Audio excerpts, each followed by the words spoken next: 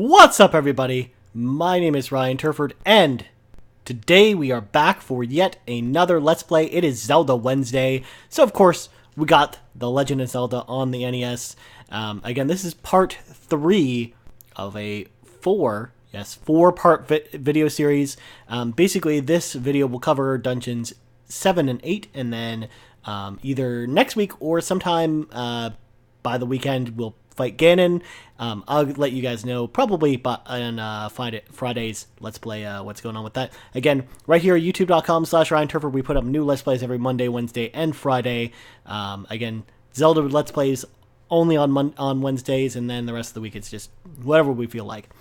Noon Eastern time is when they'll go up, by the way. So, basically what I've actually done, rather than having you guys watch me grind for rupees for like half an hour straight, because we've uncovered most of the rupee spots, I went and ground out the rupees we needed for medicine and for the monster bait, which is actually the item we're going to buy here. The reason why we actually need the monster bait is the monster bait is actually used in Dungeon 7, and it is actually required to have it in order to clear the dungeon. So that's why we actually went and grabbed it. Of course, you may recognize the area where you buy it. It's basically the same little secret passage where we bought the blue ring in the first place, for 250 rupees. Again, we buy it there because you can buy it from other vendors, but that's the cheapest version of it, and they all do the exact same thing. There's no real reason not to buy it from that particular vendor.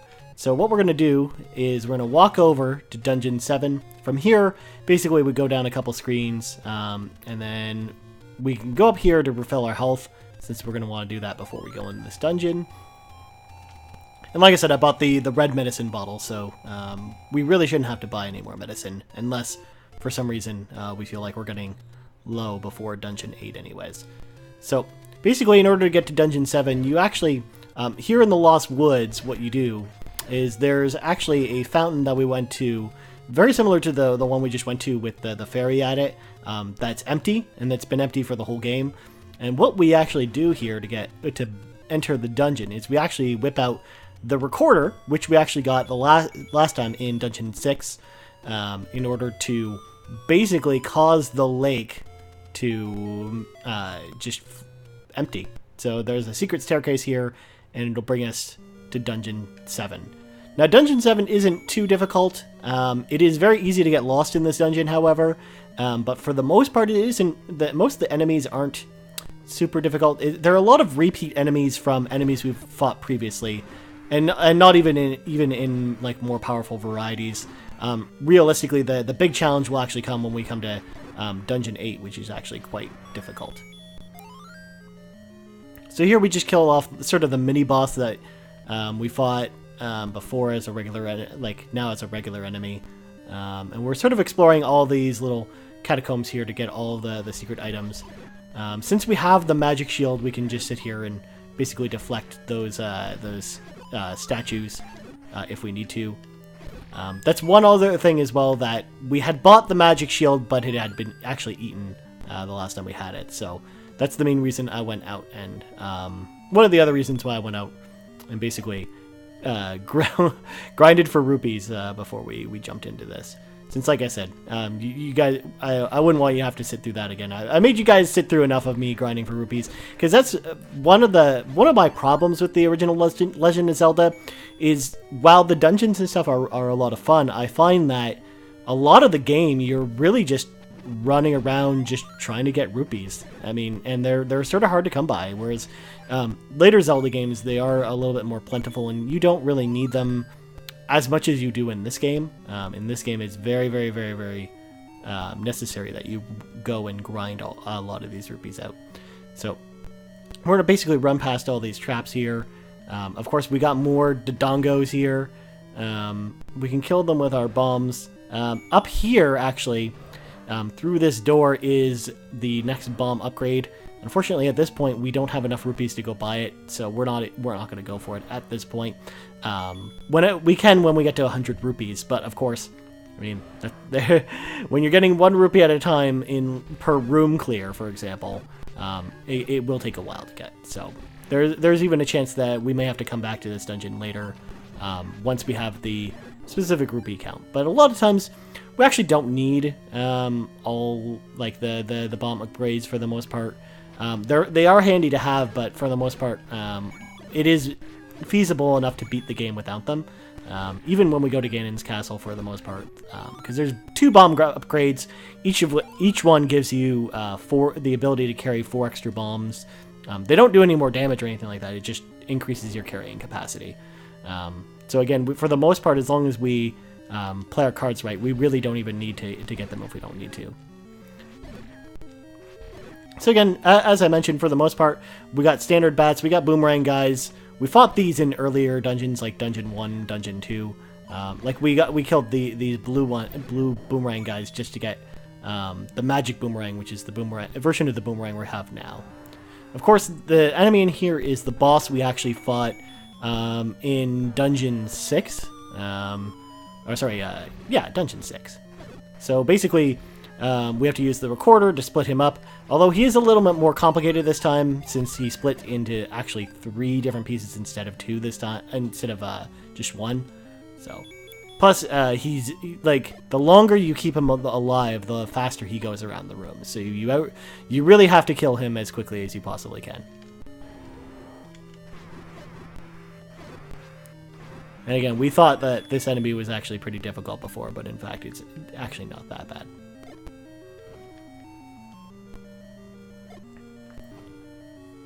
Of course, if you're new to my Zelda Let's Plays, first of all, as I had mentioned, I'm very, very, very, very new to the original Legend of Zelda game. I've played it a bunch of times, but I've never actually beaten this game. So you might see me, you might be yelling at the screen saying, "No, there's no bomb wall there." Again, I really don't have the map laid out or anything like that. It's just meant to be a very casual player, or even just watching someone beat this game for the first time. Because, like I said, I haven't really beaten the original Legend of Zelda before. I've always really wanted to, and I thought this Let's Play series would actually be a good opportunity for me to do so. So I'm sort of learning where everything is in these dungeons.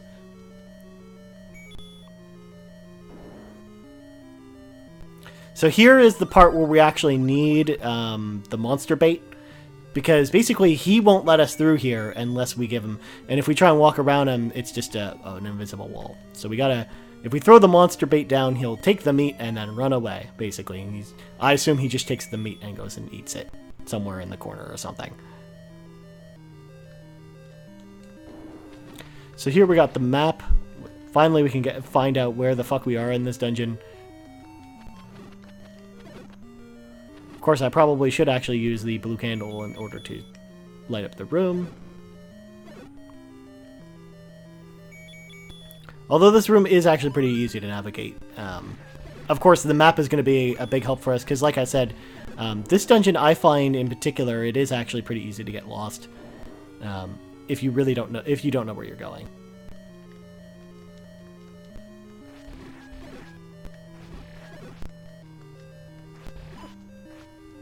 Of course, these guys are sort of pushovers. For the most part, they don't do a ton of damage to us, and they're pretty easy to take out with the magic sword. Of course, as I'm talking about how easy they are to destroy, of course I'm having somewhat of a hard time with them. That's just the way the cookie crumbles, ladies and gentlemen. That's how we do things over here on youtube.com/Ryan Turford. Would we do things the easy way? No, of course not. So, of course, the noise you're hearing is the noise you've been hearing for a while in other dungeons, the boss noise, essentially indicating that the boss is pretty close. Of course, we're actually not going to go straight to the boss yet, because there's actually an item that we want here. The item is the red candle. So the red candle is the same as the blue candle. It does all the same stuff. It just allows us to use it as many times as we want, as opposed to only once per room, which is what we could only really use the blue candle for. And that's the way a lot of the blue items actually work in this game, is that they're one-use items, essentially. Like, either one use per room, or one use per area, or even just one use until it dissolves.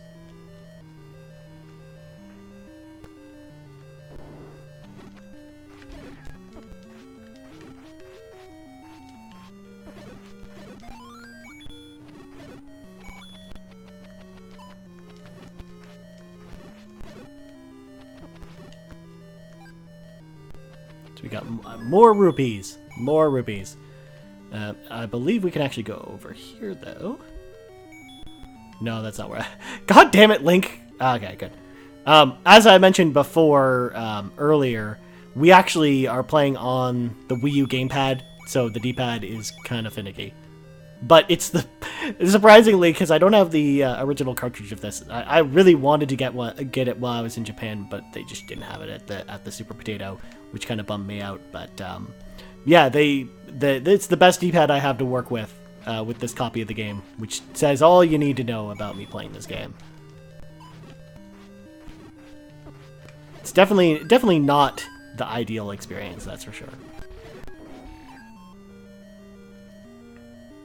So if I remember correctly, we bomb the top here. Nope. Or is it in the other room?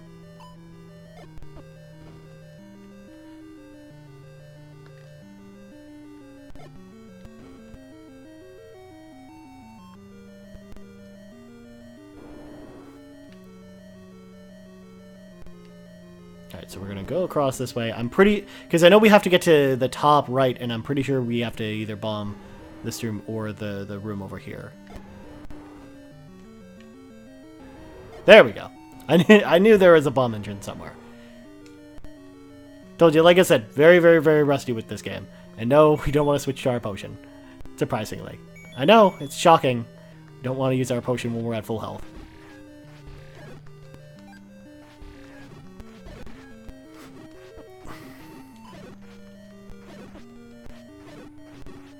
Alright, so we got 4 keys here.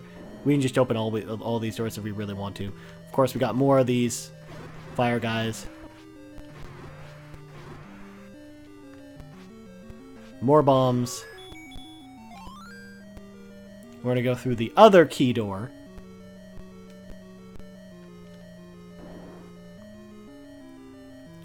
So we gotta kill one of these motherfuckers again. Again, basically what we want to do, same strat, we want to have the recorder and get as close to him as we can so we can sort of kill these guys as quickly as possible before they start doing what they're doing right now, which is flying all over the goddamn place.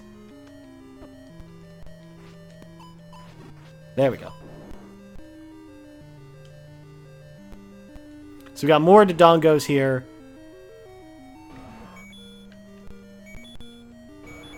But if we just bomb this wall here, we can just run it straight through. We don't even need to deal with them. Again, Dodongos really usually only drop bombs. So for the most part, we can actually probably just get away with not fighting them a lot of the times. I mean, unless we're like hard up on bombs or something. Unfortunately, this part really sucks because if the cans catch you, as we sort of learned in the first dungeon, basically they just teleport you to the front of the dungeon, and you have to start everything over again. Are we missing one? There we go. Or just, I guess it just had a count as to how many we had to K-hole. Oh, god damn it. Okay, well, it's okay. We can just run straight through again. It'll respawn all the monsters, but for the most part, that's not a huge deal. It does also mean that we don't need to get the monster bait again and use it to get through there. Again, we still don't have 100 rupees, so we can't buy the bomb upgrade yet.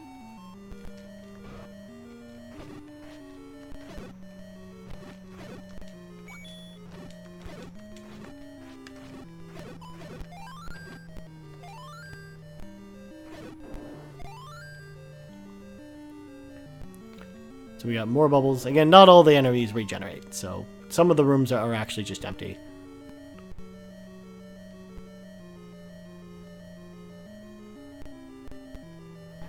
Now, the main reason why we're going all the way up to the top, even though the boss is actually right there, is because we actually have to take a staircase to get to where the boss's lair is. And the staircase is only accessible in the room with the hands that we just came from, which unfortunately is a big pain in the ass since there really isn't a way to kill those bubbles. I kind of wish there was, but as far as I know of, there isn't a way to kill them. So once again, the monster is gone. He's still eating his meat somewhere. Not doing other things with the meat, just eating the meat. Of course, we can just get hit by the bubbles since there are no enemies in the room.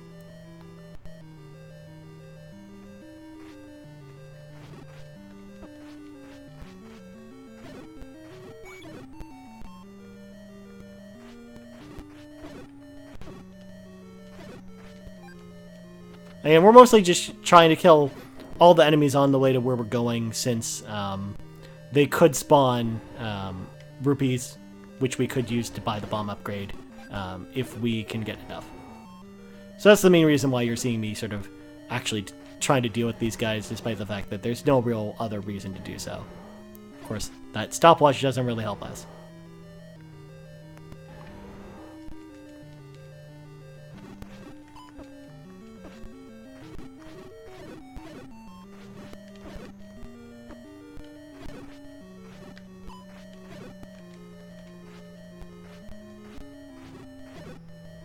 Alright, so we're basically back to where we were before.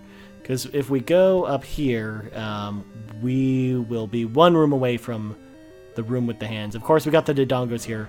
Yes, they have a very small chance of spawning other items that are not... oh, god damn it!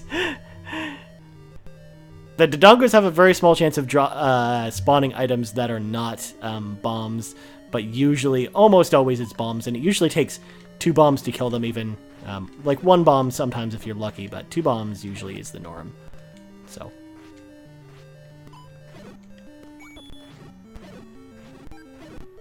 They're just more trouble than they're worth, actually, usually. Alright, so once again, we gotta run all the way through there. Again, this part is probably the most annoying part of the dungeon, because the rest of this dungeon's pretty easy, but just getting caught by those hands, unfortunately, is a rough business, especially in that particular room, since you don't have a lot of room to move, since the hands only really spawn on the exterior wall of the room, and you really don't have, like, they will run away if you don't basically stand right next to them. And then, of course, those bubbles actually just take away the use of your sword, so you really don't even have a chance to attack them half the time. But once we get past this, it'll actually be really easy, because we're basically at the boss for this dungeon. And the boss for this dungeon is actually a bit of a letdown. A letdown in the sense that he's actually one of the bosses we've fought before, and his power is not increased or anything like that. He doesn't have more health or anything even, so he's literally the same boss we fought before, except now we have better equipment, so he's actually easier than he was the first time we fought him, since we now have the magic sword, magic shield, all the good stuff, even though the mag shield doesn't actually work on bosses.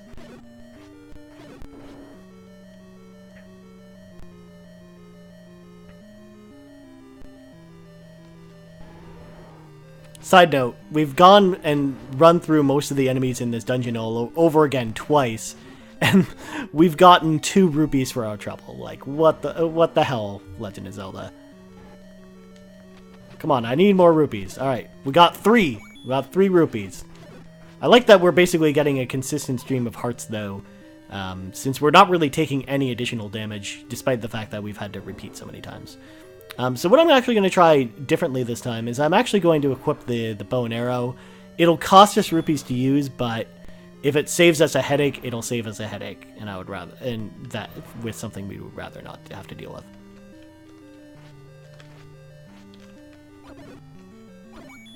Because these guys are totally dropping rupees, and we can actually use the arrows when we're stunned by the bubbles.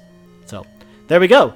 So we've opened the secret passage to the boss. So let's equip the boomerangs, because in this secret passage there will be more bats, as there usually are.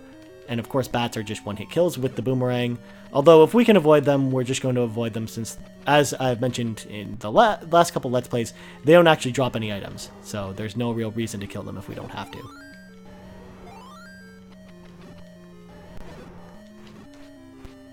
So once again, we're at right where the boss is. Of course, the boss is in this room, so we need to bomb the wall. And again, this boss you'll recognize instantly as soon as we run up to him. Especially if you watched our first Let's Play, because it's the dragon from the very, very first dungeon. Of course, he dies in like 3 hits, because he's exactly the same boss with no more health or power or anything like that. And there we go. The 7th Triforce piece is finally ours. We only have 1 more to go, and then we can go to Death Mountain and fight Ganon.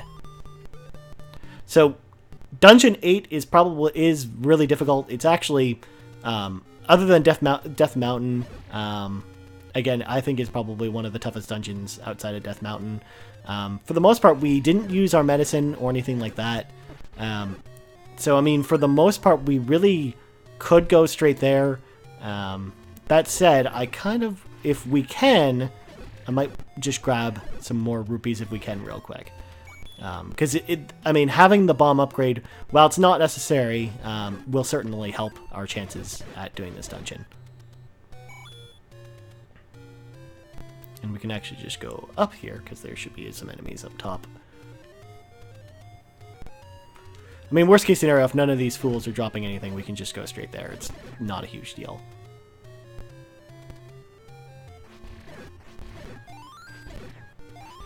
Oh, damn it. These guys are just like, they just don't want to give up the goods.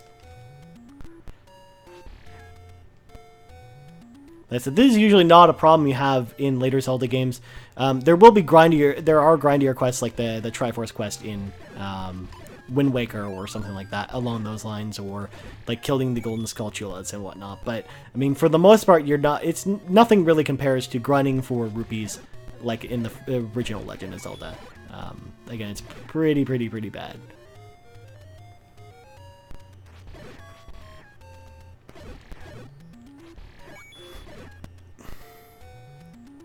Alright, so we don't want to go to this ferry. We'll go back this way, and then what we should be able to do is go straight to the dungeon, because the dungeon, I feel like we can pick up 5 more rupees. We can pick up 4 more rupees, excuse me, between here and there. Of course, that staircase actually leads to a rupee pickup that we picked up early, which is why we're not going back to it.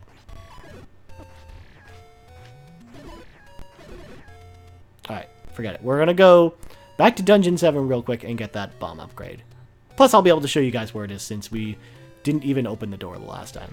So we'll break out our recorder, like the cool guy that we are.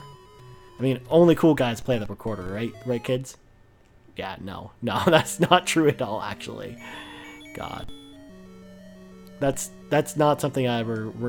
not one of those skills from school I regret losing. It's the ability to play the recorder. I'm sorry. It's just... yeah. So here, we don't have to worry about the bats.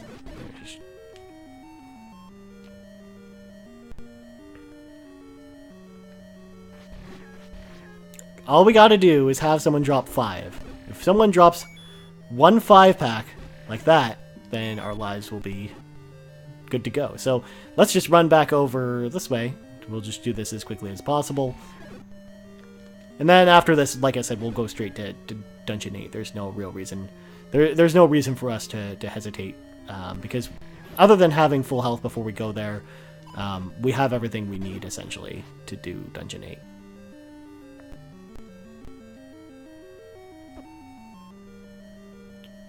Alright, so we got the... Now we're actually going to kill the Dodongos this time. Or no, actually, no, we don't even need to do that. We can just jump right straight to this door. We'll just use one of our last remaining keys. I bet you'd like to have more bombs. Boom! 100 rupees. We got 12 bombs now instead of 8. And now we can just leave the dungeon. There's no reason to hang around now. Stupid Dodongos.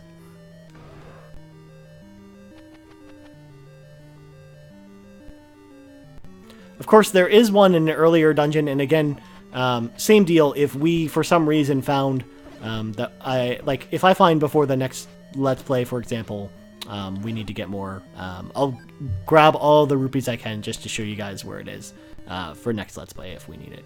But like I said, we really don't need more than the 12 even. I mean, we really don't even need more than 8 for this next dungeon, but it's basically just as a failsafe. And plus, we're already here. Why would we run away and come back later?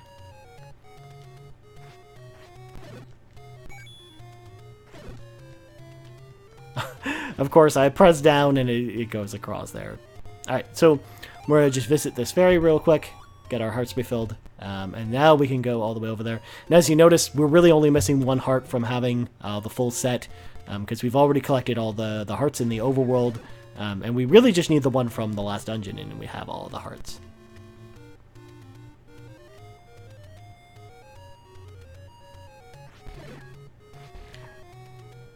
So we basically, what we want to do is sort of get back to the area we started, and then we're going to run basically up to this wooded area in the like northeastern area before we get to the mountainous area. We're going to grab that fairy since we had taken one hit. So of course those guys are just shooting JQ nuts at us. Why? Because that's what they do. That's what their whole life is. It's just to mosey around and shoot JQ nuts.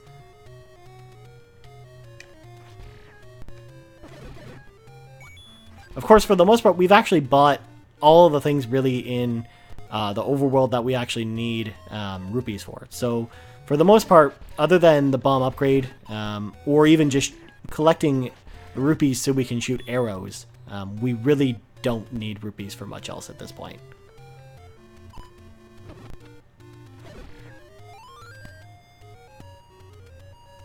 Alright, so that staircase you might remember because we actually went there in Let's Play number 1. We actually knocked over the trees there. So we're actually in level 8 now. So I'm equipping the bombs because we're going to see a familiar boss in here. This one, of course, we fought in Dungeon 4? You should basically just throw bombs underneath him and he dies pretty quickly. Of course, we're going to actually fight him a couple times in this dungeon, so it is helpful just to get him out of the way. Of course, the big item that we get in here, of course, well, there's actually two. There's the Master Key, which we may or may not get later. Again, one of those things as well where, honestly, we really won't need it since there are more than enough key pickups to make up for not having to even go through the trouble of getting it. But in here, we're actually going to get the Magic Book. And what the Magic Book does is it actually enhances our Magic Wand that we picked up back in Dungeon 5 or 6, I believe. And what it'll do is the Magic Wand will now actually have fire attached to it. So it'll basically just shoot out like the same power that the wizard guys shoot out, but it actually will also have fire attached to it. So there we go, we got the Magic Book. I'll show you what I mean. So if we equip the wand here and you shoot it, it will, whenever it touches an item, or an enemy or a wall, it will ignite. Unfortunately, they really do do absolutely nothing to the bubbles, of course.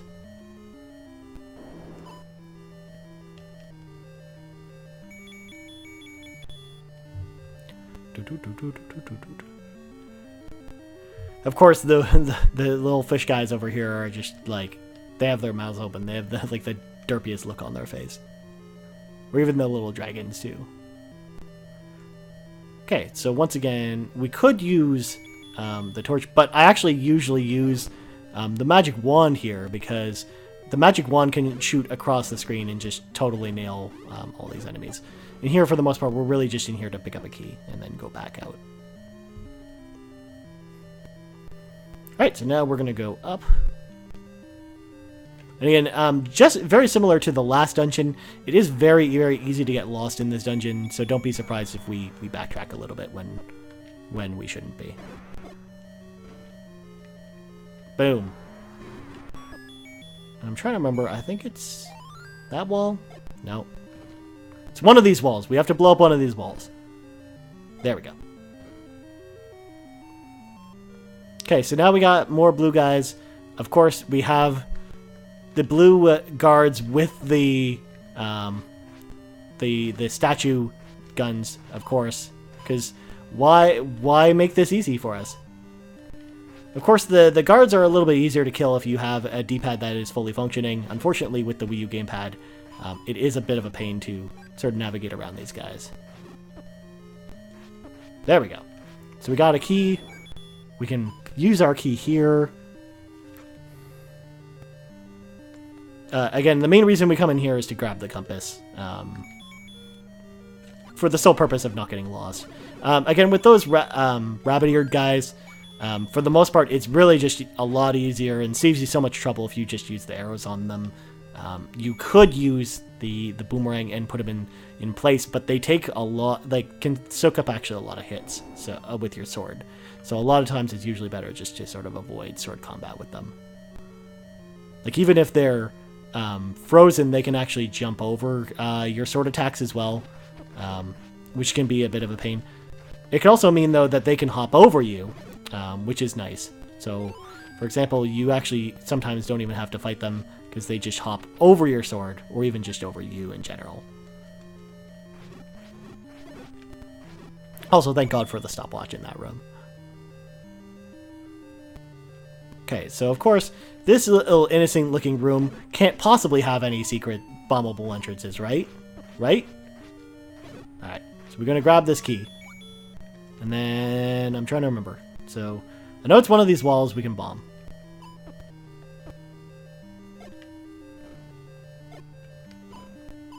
Or no, never mind. Oh, we just grab a key in there, that's right. See, once again, I'm learning where all this shit is for the first time, so...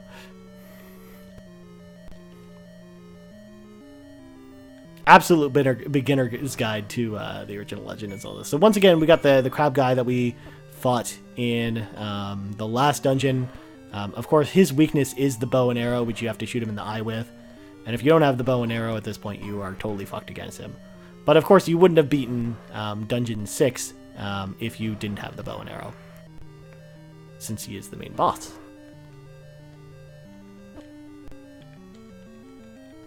Come back here. Unfortunately, you can't deflect his shots, so for the most part, you're sort of at the mercy of him. And you can even be off by a couple pixels, and it totally just deflects your shot. There we go. The nice thing is, even if we die, we actually don't have to fight him again. So we really only have to fight him once.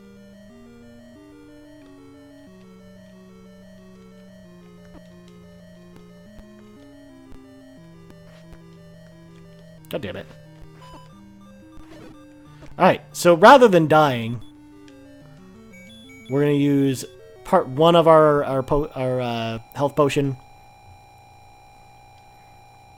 Again, I'll usually use both halves in this dungeon because it's really, really difficult.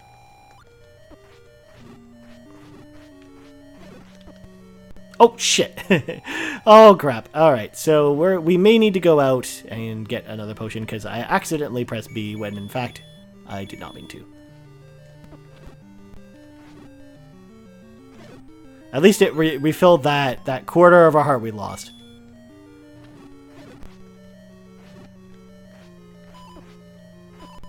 Alright, so more rupees.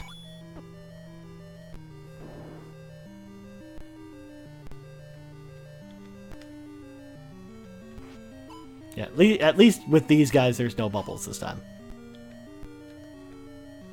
They're even more of a pain in the ass to deal with when there are bubbles in the room.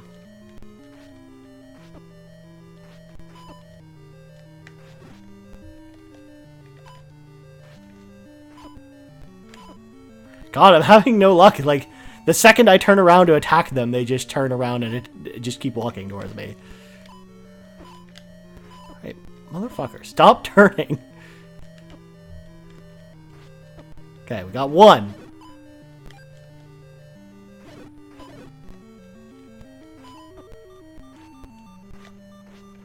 Okay, so we died. So what we're going to do is we're just going to sort of get as far as we can and sort of grind for either hearts, or we need to grind for rupees in order to get some more medicine, because this is not going well.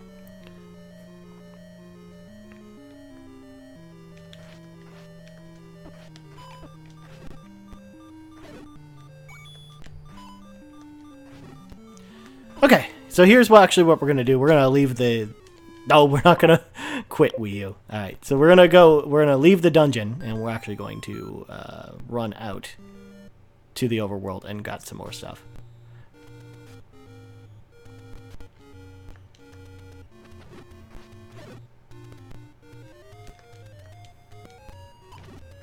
Alright, so what we need to do is hope that the game decides to give us some more rupees.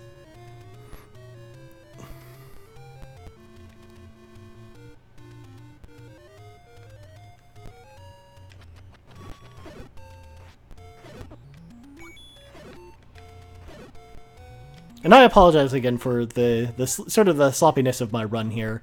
Like I said, very, very, very new to this game. I do practice when I'm not on stream, like not on video here. So I have played through this little bit before heading on video, just to make sure even the transition is even smoother, or we know where the fuck we're going. But unfortunately, it just turns out that at this point, the difficulty of Dungeon 8 is in some of those blue enemies, especially in the tighter corridored rooms, because they do a ton of damage, and unfortunately, if you can't always bob and weave your way around them. They can actually be pretty difficult to handle anyways.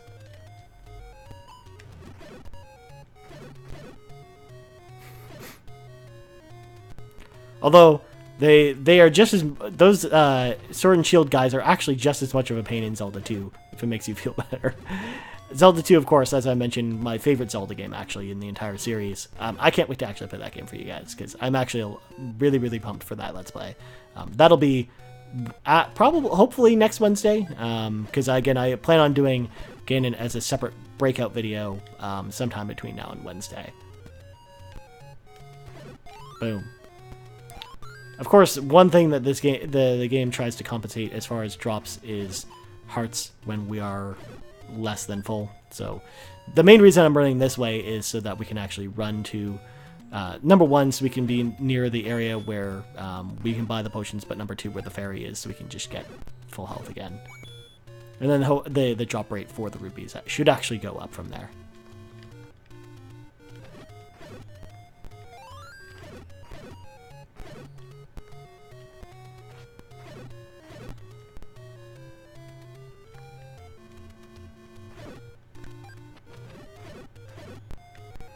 Oh well, so one thing I want to talk about real quick while we're running around and doing basically just grinding at this point is like sort of my take on the Legend of Zelda as someone who hasn't really played it before, is sort of basically playing it and then beating it for the first time. First of all, I'm really glad that I actually took the opportunity to do so, because I actually think that this game is actually really awesome, despite sort of the little nagging things about it, such as grinding for rupees and some of the difficulty spikes and whatnot. Again, it's given me a lot of perspective as sort of like this game has always really been like the big hole in my backlog of like, holy crap, I can't believe I've never beaten that game. Again, it really just came to being something that I really just didn't do like play as a kid, which is sort of where a lot of people have their first experience with the original Legend of Zelda game. Like especially playing it since you really didn't have anything else to play, and then drawing your own maps and other things like that. Like that was half the fun as kids, and I had that type of fun with games like Castlevania 2, for example, where it's very much about you have to be, if you didn't have the Nintendo Power Guide or you didn't draw yourself a map all the time, you were totally screwed in that game, since the game gave you little to no indication as to what you were actually supposed to do, very similarly to this particular game. So going back and playing this game again, it actually gives me a lot of perspective as to why Castlevania 2 was really designed that way, because it was really designed around games like this and Zelda 2, which is kind of crazy when you think about it. That even goes that far. This game even influenced games like that I sort of grew up with. Although I do find that this game is a little more daunting than I originally had envisioned. It reminds me very much of the first time I went back and played the original Metroid, because for very similar reasons as I really find that this game doesn't hold up as well as I would have hoped, is because of sort of the deep difficulty, like just the lack of modern innovations that have made games easier to deal with, or even just some of the things. For example, in a modern game, you really wouldn't have to run around for half an hour killing enemies, hoping for random rupee drops or anything like that, just so you can sort of complete the game. It's just sort of crazy with games now to sort of expect that, and maybe that's just us being dumbed down thanks to modern games, or even just not having the perspective of having to deal with tougher classic games such as this one.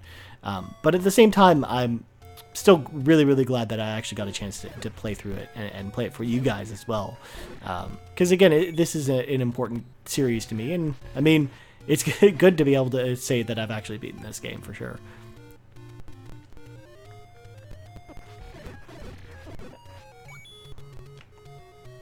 Alright, we're almost there. We have enough to buy a blue potion right now, but a blue potion isn't going to cut it. We're actually going to need the full red potion.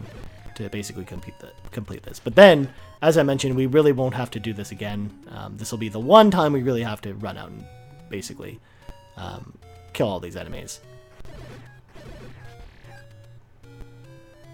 Not only that, but some of the bigger enemies in the dungeon that we killed already, like the big enemies that were once bosses, we actually don't have to kill again. So it'll actually be nice that some of the rooms will actually be pre-cleared once we actually go back into the dungeon. And we'll have basically 3 full tanks of health in order to beat it, which should be doable as long as I'm not playing too sloppily. And will be especially easier since we won't have to destroy, say, the big like windmill dude again.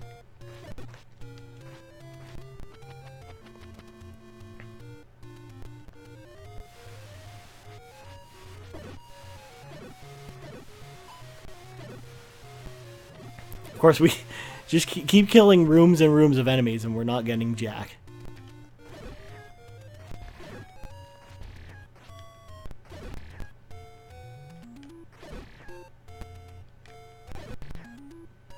Once again, that's just a rupee pickup area that we had already gone to.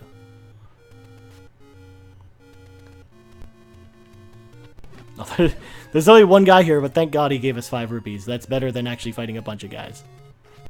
And then having them give us nothing. Alright, we got 3 more, so we got 8 more to go, and then we'll be good to go.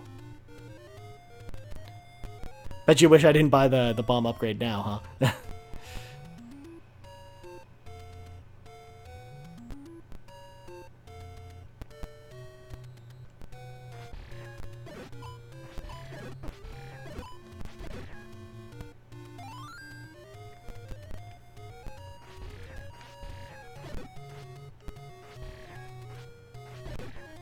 Alright, come on, you guys.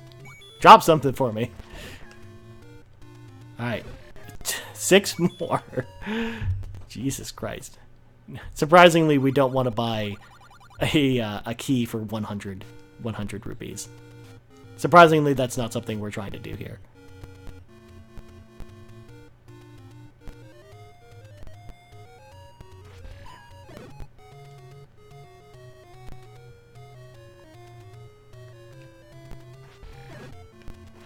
Alright, 1 more. So we may as well just start heading back to the area where the old woman is. Basically, there are a couple areas where the old woman actually is. She's up in the mountains, and she's down there, and then she's in a separate section in the woods. But that one's actually the closest to where we're trying to go, whether it be the dungeon or where our current position is anyways. Boom.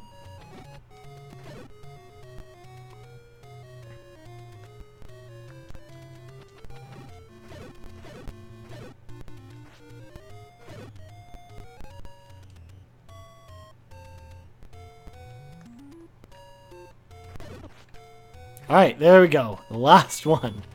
Thank God. Alright, so now we're sort of back at the starting area for the game, which some people refer to as Origin. Basically, it's just down below here. So the old lady lives right over here. We've been here once before on the Let's Plays to grab medicine. Surprisingly, that's not our first. It's not our first visit to get medicine in this game. It is very, very, very important. A lot more important than I sort of even gave the game credit for when I first started playing it, anyways. So there we go. We will buy the red potion. All right, let's do this attempt again. We're gonna go ahead and we're gonna beat this dungeon. Of course, if you guys were wondering why we're gonna do Ganon's dungeon in a separate playthrough, this is part of the reason why. But also, it's just that. Ganon's dungeon, from what I can tell, is really, really, really, really long. And for the most part, it might even just take us like 45 minutes to an hour just to beat that one. So it's probably better for us to do everything we need to do before we go do that the first time anyways. Especially with a first-timer like myself going in and trying that dungeon.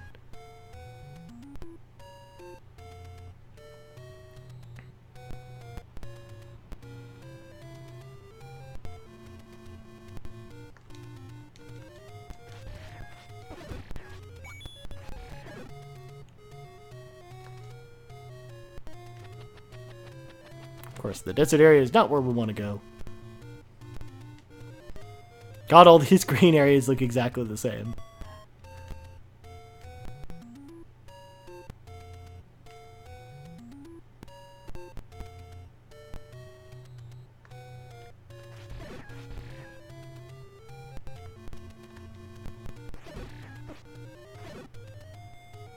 Alright. So once again, we've made our way back. Would like to get a heart, but doesn't look like we're going to get one. Alright, so once again, we're back in Dungeon 8. As you'll notice, all the walls I bombed out and whatnot are still bombed out, so we can easily get back to where we were going. Of course, we have to deal with these motherfuckers again. Of course, he literally turns around as my sword gets to his back. These guys are way easier to pick off at a distance, but it doesn't look like we're going to get that luxury. Or maybe we will. Come on, fairy, come here. There we go.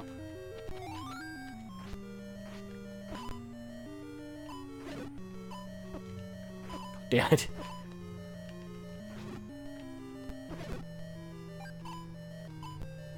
They just had to put statue guns in here, didn't they? They just had to. It just lightens up the room, I guess.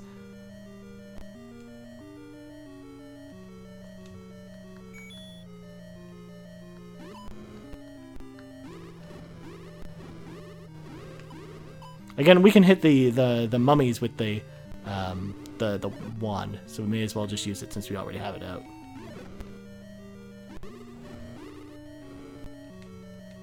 Although they themselves are actually pretty easy to beat on their own.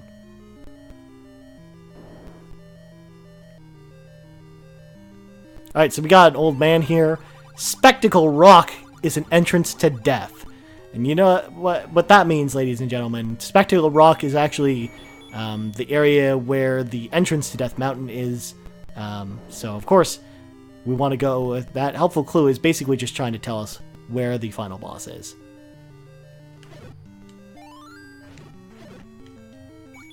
Thank God for the stopwatch.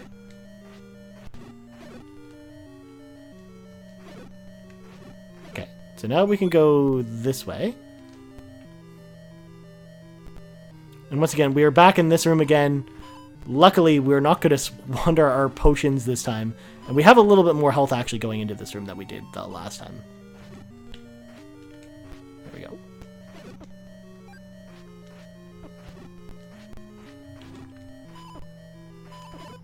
Also, I like the fact that they basically had the foresight that these enemies would deal a lot of health to you, so the drop rate for fairies and health pickups on these guys is higher than most of the other enemies I've actually encountered in this game. Like, it's less random that time. Alright, so now we actually beat that room that time without having to worry about it. So, of course, now we got a secret passage. This secret passage actually does not bring us to an item. It actually just brings us to an area, like another area of the dungeon instead. Of course, the bubbles are actually making it kind of annoying for us.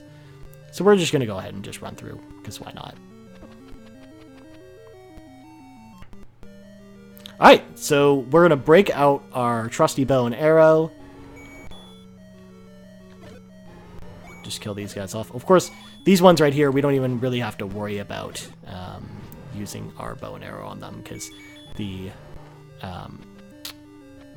stopwatch is keeping them in place. Alright, so we can go through there and fight the final boss for this particular dungeon. As I mentioned, yes, some of the areas are really difficult, but the dungeon itself isn't actually too bad anyways.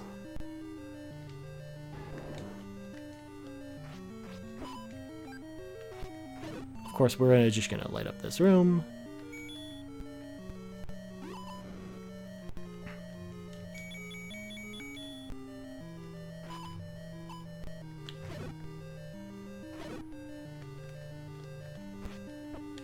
Damn it. They just happen to just know when I'm gonna, like, attack him in the back. It's really annoying. Another old man. 10th enemy has the bomb. Great. Thanks, man.